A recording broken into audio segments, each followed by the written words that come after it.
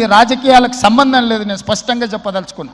రాజకీయాల కోసమో లేకపోతే రాజకీయ నాయకులను కొంతమందిని దృష్టిలో పెట్టుకొని చేపడుతున్న కార్యక్రమం కాదు ఇది. భవిష్యత్ తరాలకు, మన పిల్లలకు, వాళ్ళ పిల్లలకు వారసత్వంగా మనం అందించే సంపద, సరస్సులు, ఈ నదులు, లేకపోతే ఈ రోజున్న ఈ చెరువులు, ఈ ప్రకృతి సంపదను మనం విధ్వంసం చేస్తే ప్రకృతి మన మీద కక్ష కడుతుంది.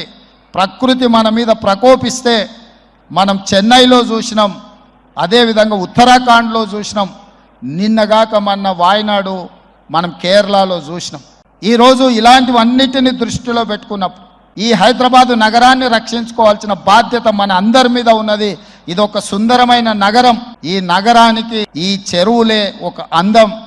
ఈ చెరువులను కాపాడే బాధ్యత ఈ ప్రభుత్వం తీసుకుంటుంది. ఈ చెరువులను ఆక్రమించుకున్న వాళ్ళ భరతం పడుతుంది ఈ ప్రభుత్వం అని చెప్పి నేను ఈ సందర్భంగా తెలియదలుచుకున్నాను.